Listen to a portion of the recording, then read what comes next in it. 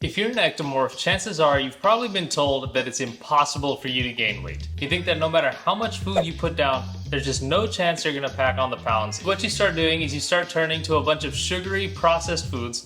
You stop doing any exercise so that your calorie expenditure goes even lower. But really all that happens is you end up becoming a bigger, fatter, lazier version of yourself. Probably with a little bit more muscle than when you started. But what if I told you that there was a better way to gain weight as an ectomorph so that you wouldn't get super fat and you wouldn't end up having to cut off a ton of body fat later? Well, today I'm going to share with you 5 cardinal rules that you need to follow with your meals as an ectomorph if you want to gain weight the healthy way without developing a ton of bad habits. So if you're a skinny guy trying to bulk up, make sure to watch till the end because these are going to help you immensely in your weight gain journey.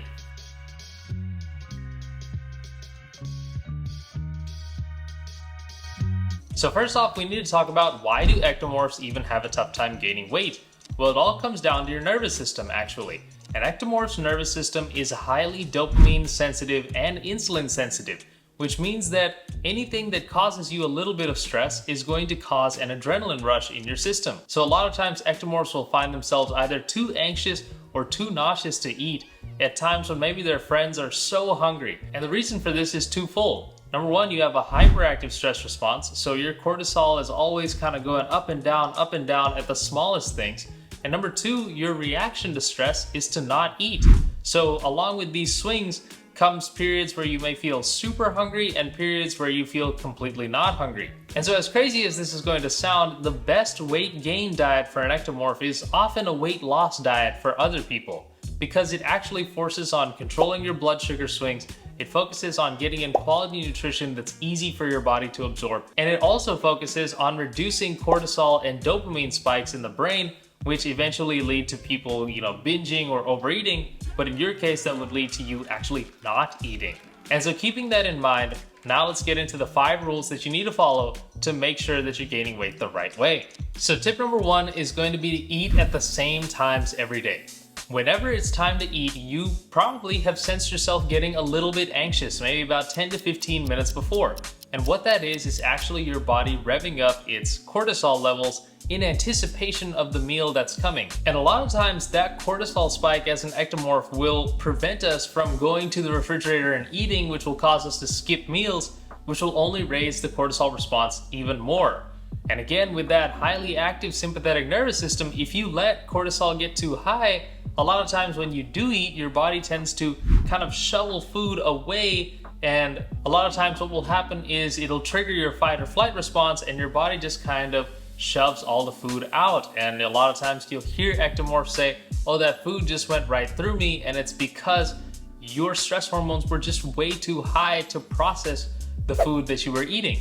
And so by setting meal timings and making sure that you eat at those times, even if you're feeling anxious, you're actually going to be able to put on weight a lot easier because your body is expecting to receive nutrition at those times and it's going to be prepared to take in whatever you're giving it. Now, another thing that's going to make it easier is tip number 2, which is to focus on meal quality.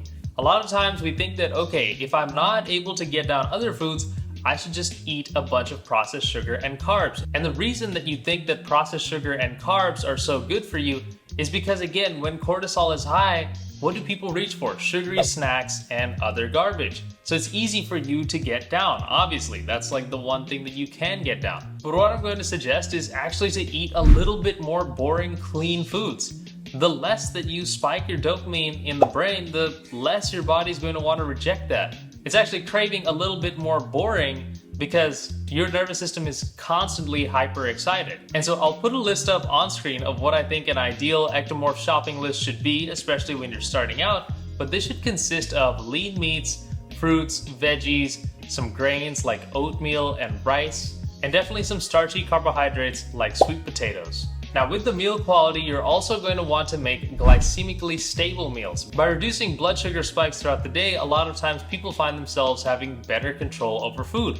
But for you as an ectomorph, what that's going to do is actually make food feel more approachable throughout the day because whenever your blood sugar swings low, a lot of times ectomorphs decide to move around, fidget, and kind of get hypermetabolic instead of going to reach for food like other people. So take these healthy foods and make them glycemically stable. And if you want to learn more about how to make glycemically stable good meals, then check out this video that I made about how your life is making you nauseous and how you should eat glycemically stable meals that'll control your blood sugar to make sure that you stay satiated. Now, tip number 3 is going to be to track your calories.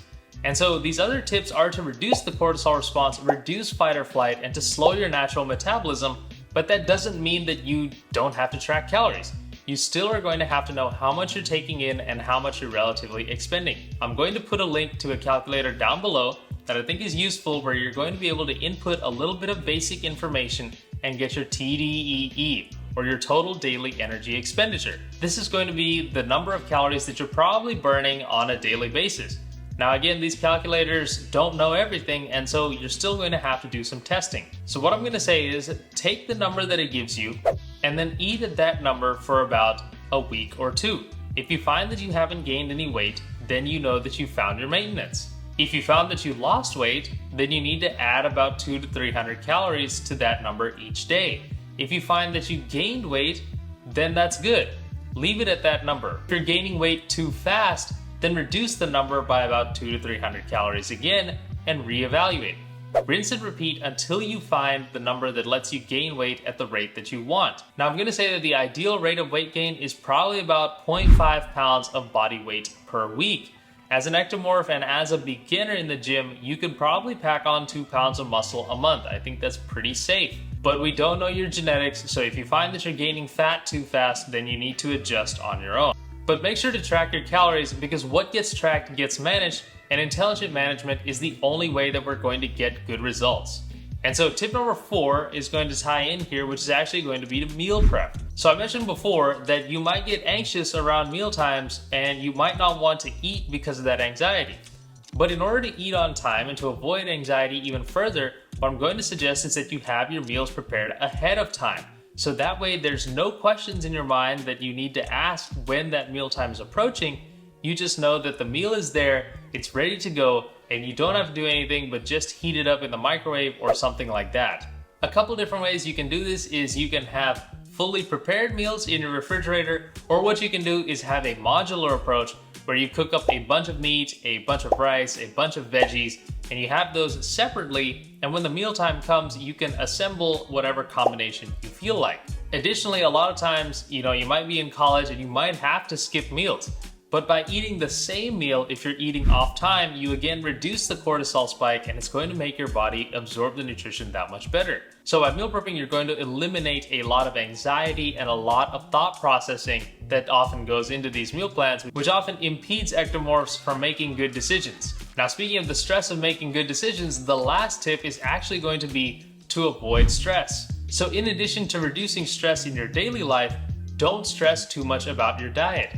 If you stress too much that you missed a meal, then just that act can prevent you from eating because you don't want to eat when you're stressed. And so what you want to do is find a happy medium between what I've described and what makes you feel good.